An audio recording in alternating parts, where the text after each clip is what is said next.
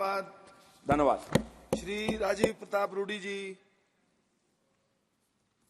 धन्यवाद सभापति महोदय। और आज सचमुच एक ऐसा प्रावधान जो सरकार लेके आ रही है, चुनाव आयोग के सदस्यों के बारे में, इनके पक्ष में मैं बोलने के लिए खड़ा हुआ हूं।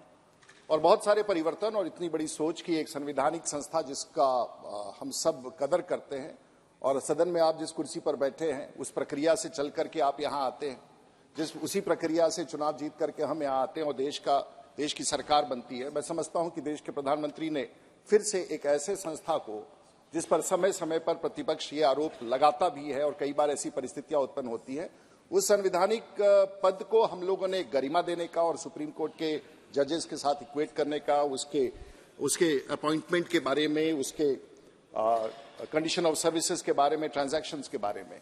महोदय, मैं इस विषय पर इसलिए आया हूं क्योंकि हम सब चुनाव लड़ते हैं और मुझे ख्याल आता है कि एक तरफ जब चुनाव की घोषणा हो जाती है, जैसे अगले वर्ष का चुनाव की घोषणा होगी 2024 का, लेकिन इसकी प्रक्रिया पिछले 6 महीने से प्रारंभ हो चुकी है।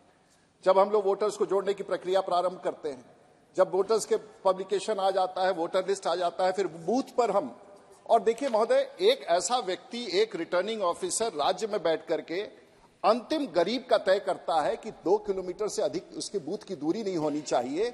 और भारत जैसा देश जिसमें 140 करोड़ लोग रहते हैं, इतनी बड़ी व्यवस्था दुनिया में किसी चुनाव आयोग का नहीं है जो भारत के चुनाव आयोग का है। और उसी प्रक्रिया से चल करके नोटिफिकेशन आता है, उसके बाद हम लोग अपना ऑब्जेक्शन देते हैं, जिला स्तर पर बैठक होती है। हाल फिलहाल बूथ समिति की बैठक हो रही थी जिला स्तर पर, और कलेक्टर जो हमें रोज रिपोर्ट करता है, जिला में जाते हैं, वो उस दिन कुर्सी पर ऊपर बैठता है और मैं सांसद के रूप में नीचे बैठता हूं क्योंकि मैं सदस्य हूं और अपनी टिप्पणी देता हूं, उस पर वो चर्चा करता है और चर्चा करके चुनाव आयोग में, ये निष्पक्ष व्यवस्था का ये स्वरूप शायद दुनिया में कहीं नहीं है। जब चुनाव की घोषणा हो जाती है और जैसे ही अनाउंसमेंट आता है, पहले तो था कि चुनाव की घोषणा, आज चुनाव आयोग जिस दिन प्रेस कॉन्फ्रेंस कर देता है, उसके बाद से पूरा भारत, 140 करोड़ लोग उस व्यक्ति के, उन निर्णय के, चुनाव आयोग के अधीन आ जाते हैं।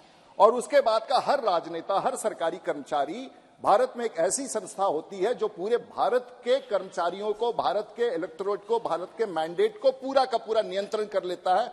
महोदय, दुनिया में ऐसा कोई व्यवस्था नहीं है जो भारत में हम लोगों ने कायम किया है, और हमारा अटूट विश्वास है इस संस्था के ऊपर, इलेक्शन कमीशन के ऊपर। बैठने के लिए तो ये संस्था छोटी होती है, लेकिन दिल्ली में चुनाव आयोग बैठता है, राज्य के चुनाव आयोग होते हैं, राज्य के चुनाव आयोग केंद्र, जब लोकसभा का चुनाव होता है तो उससे जुड़ के होता है, लेकिन जो ताकत प्रदत्त ये पार्लियामेंट देती है और हम अपना अधिकार उस कुर्सी को देते हैं, उस चुनाव आयोग को देते हैं, जो चुनाव आयोग पूरे भारतवर्ष में संचालन करता है और सही तरीके से वैसे परिस्थितियों में जा करके, मैं उसको आगे बढ़ाना चाहूंगा। आज हमारे माननीय सदस्य है गजेंद्र सिंह शेखावत साहब बैठे हैं, मेघवाल साहब बैठे हुए हैं, ये सब मंत्री हैं भारत सरकार के, महत्वपूर्ण लोग हैं, डॉक्टर हर्षवर्धन है। लेकिन जिस दिन ये चुनाव का दाखिला करेंगे तो कलेक्टर, रिटर्निंग ऑफिसर ऊपर बैठेगा और हम उसके सामने खड़ा होकर के शपथ लेंगे। साहब, लोकतंत्र की ये ताकत देखिए, जिसके सामने हो सकता है कि चुनाव के बाद कलेक्टर हमारे चेंबर में मिलने आए, लेकिन उस दिन उसकी ताकत पूरी हो जाती है और हमारी आस्था है कि ये चुनाव कराएगा, संपन्न कराएगा। मैंने तो अपने राजनीतिक जीवन में एक ऐसा इतिहास कायम किया है चुनाव आयोग के माध्यम से, जो शायद पूरा भारत में बहुत कम लोग जानते हैं। लेकिन बिहार के परीक्षा में, बीपीएससी में एक सवाल आता है कि कौन सा ऐसा क्षेत्र है भारत का जहां बिना काउंटर मांड हुए 1200 के 1200 बूथों पर पूर्ण चुनाव हुआ। कई बार लोग सोचते हैं कि ये कैसा सवाल है, लेकिन भारत का एक ही संसदीय क्षेत्र है जो आज तक काउंटर माइंड नहीं हुआ।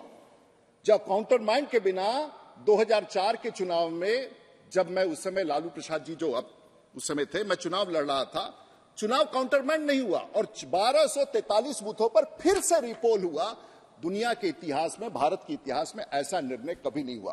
वो इसलिए हुआ कि 700 बूथों पर पोलिंग परसेंटेज 99.9 था और उसी चुनाव ने घोषणा की कि ये सब गलत है। हम लोग वहां तक भी गए हैं। महोदय, मैं ये कहना चाहता हूं कि ये व्यवस्था अपने आप में अचूक है।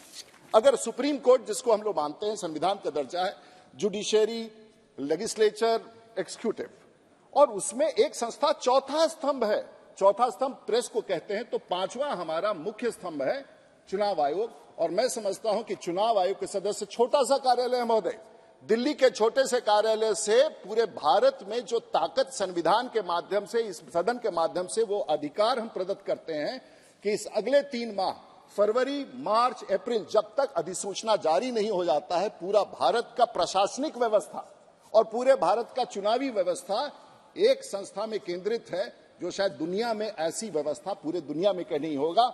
मैं बधाई देना चाहता हूं कि सरकार ने और देश के प्रधानमंत्री ने ऐसा निर्णय लिया कि जो चुनाव आयोग के लोग हैं वो ऐसा भूमिका निभाते हैं कि वही चुनाव आयोग का व्यक्ति जो रिटर्निंग, आज मेरा कलेक्टर है, वो कल रिटर्निंग ऑफिसर हो जाता है। आपने वो कहा, इस 2 बार भूमिका कह चुके इस बात को आप। जी सर, जी सर मैं समाप्त कर रहा हूं। तो मैं चुनाव आयोग के प्रति सरकार के और देश के प्रधानमंत्री का और गृह मंत्री जी का ये निर्णय अपने आप में अचूक निर्णय है। उस संस्था को हम मजबूत करें, हमारी ताकत बढ़े और देश में लोकतंत्र प्रणाली जो हम लोगों ने स्थापित किया है वो बढ़ता रहे, दुनिया भर में चर्चा हो।